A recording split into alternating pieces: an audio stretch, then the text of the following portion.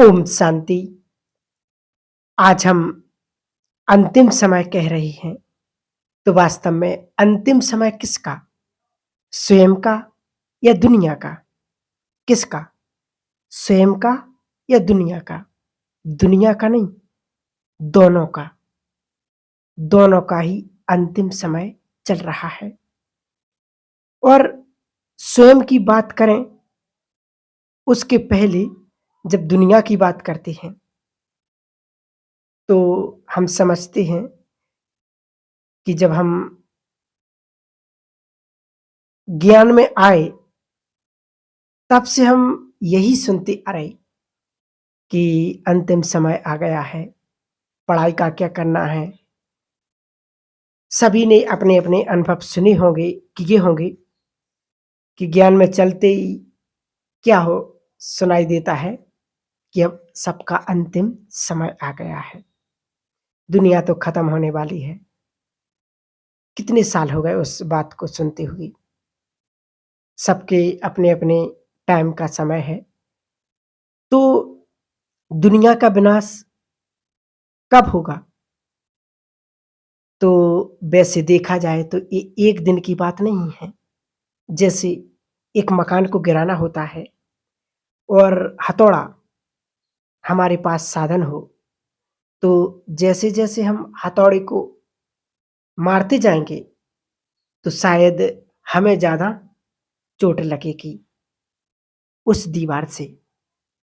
लेकिन धीरे-धीरे उस दीवार को हम कमज़ोर करते जाते हैं और जब बहुत सारे हथौड़ा पड़ जाते हैं, उसके बाद वो ऐसी कमज़ोर हो जाती है कि फिर बस एक ही हथौड़े में लगाना पड़ता है हमें और पूरी बिल्डिंग गिर जाती है। ठीक इसी तरह बाबा के स्थापना का कार्य आरंभ होते ही दुनिया को भी हथौड़ा लगना शुरू हो चुका है।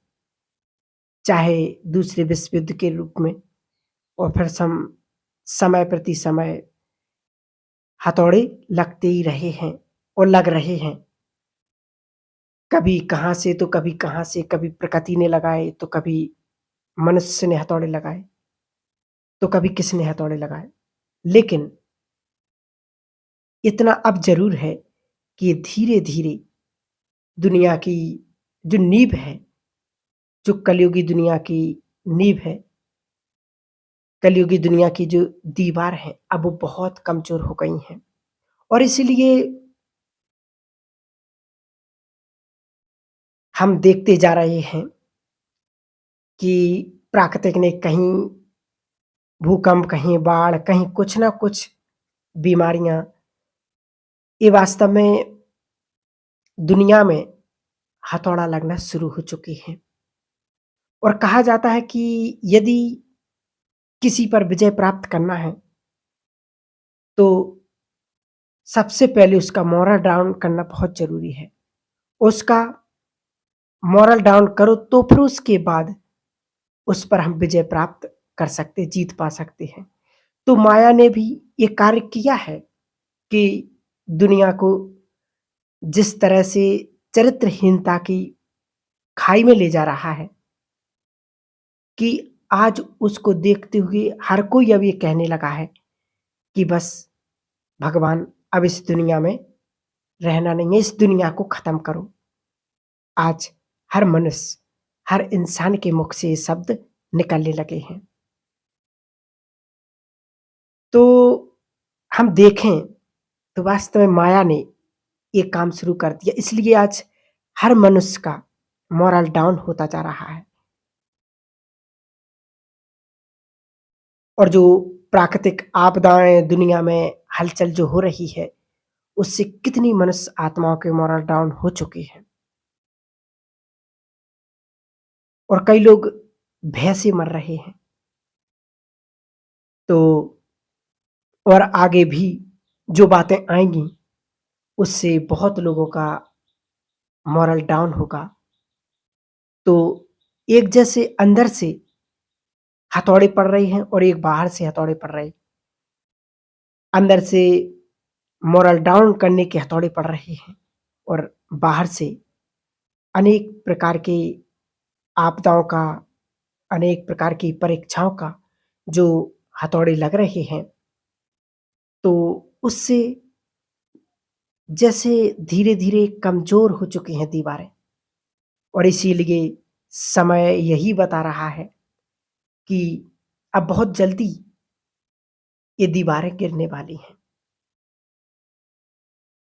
और हम सब देख भी रहे हैं, समझ रहे हैं कि दुनिया की हालत कहाँ से कहाँ और क्या से क्या हो चुकी है।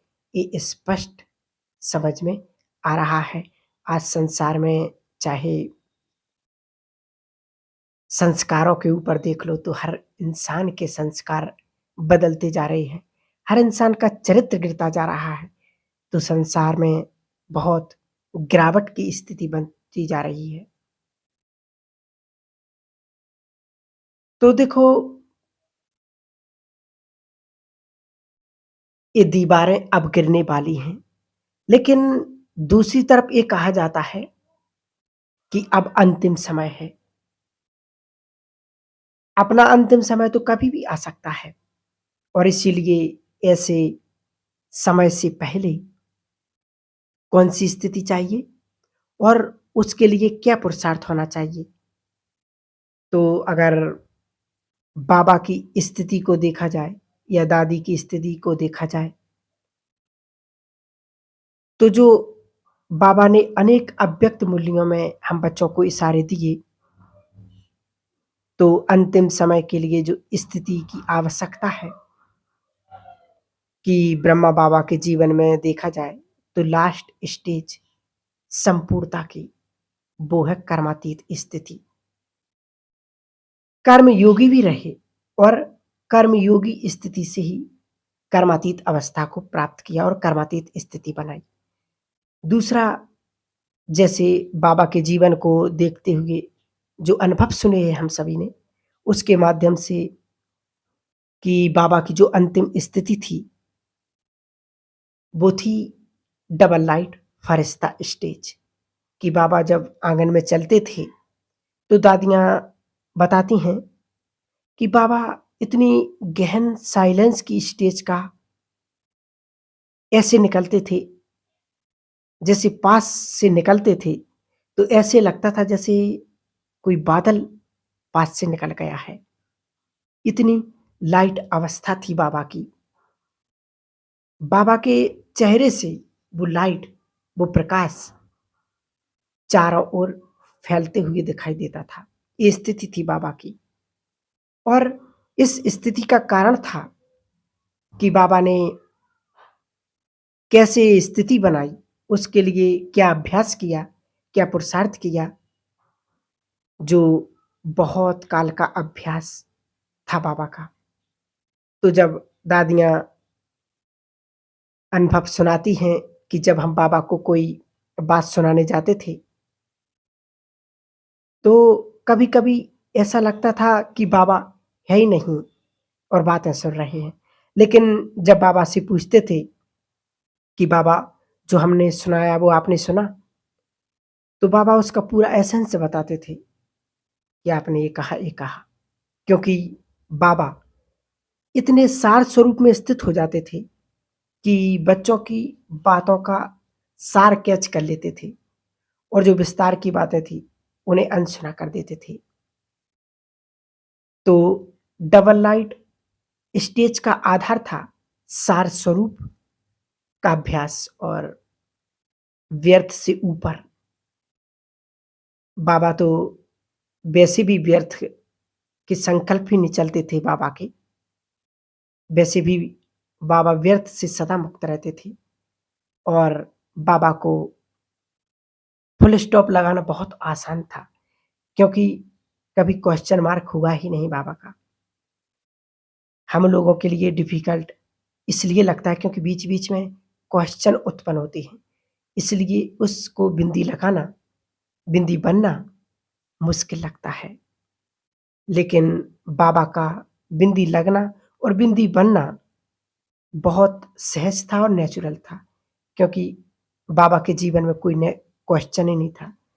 भले बाबा के सामने कोई एग्ज़ाम्पल नहीं था, फिर भी बाबा के पास कोई क्वेश्चन उत्पन्न नहीं होता था।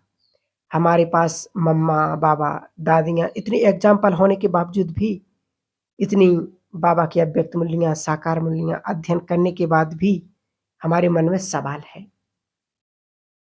और इसीलिए इन सवालों में जब टेढ़े रास्तों पर हम जाते हैं, तो बिंदी लगेगी कहाँ से?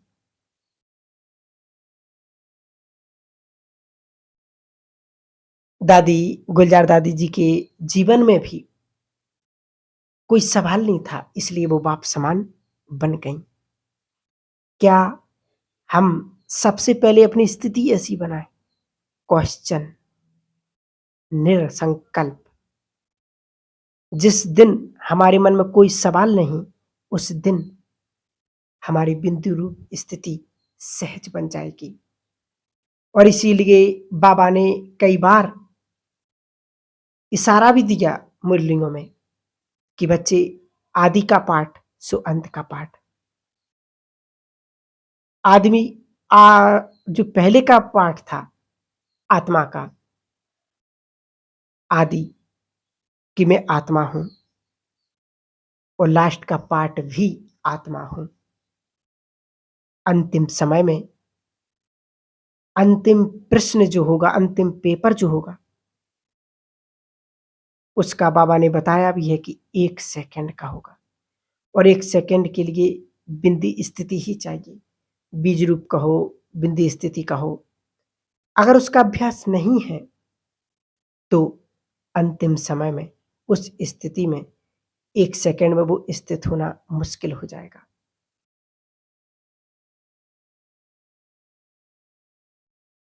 इसलिए बाबा ने कहा कि अंतिम समय में भी हमारे संस्कार पुनः उत्पन्न हो सकते हैं। अंतिम समय में पाँचों विकार, पाँचों तत्व एक साथ जब प्रकोप करेंगे, तो उस समय हमारी स्थिति कैसी होगी? इसलिए बाबा ने कहा आफ़तें तो बहुत आनी हैं, और आगे चलकर आफ़तें तो आएँगी ही। अप अपार दुखों के पहाड़ गिरने वाले हैं, परंतु उस समय हमारी स्थिति कैसी हो? सिर्फ़ बिंदु स्वरूप में एकाग्र हो जाएँ, साक्षी बन के भान में स्थित हो जाएँ कि जो हो रहा और जो होगा, वो सब ड्रामा में फिक्स है, और मेरे लिए कल्याणकारी है, सब कुछ अच्छा ही होगा। तो जब हम इस स्थिति में स्वयं को जागृत होकर के रखेंगे, इसलिए हमें अपने आप को ये देखना है कि उसके सूक्ष्म स्वरूप पर हमारी अंतिम विजय हुई है, ये देखना है हमें। क्योंकि संस्कारों का भी टकराव होगा, तो संस्कार जीत खाली नहीं, लेकिन हमारे अनेकों के साथ संस्कार मिलन कैसे रहे, वो भी हमें चेक करना है, तभी हम अंतिम पेपर में पास हो सकेंगे। ये बाबा के मूल्यों में बार-बार महावाक्य आते रहते हैं। ओम शांति।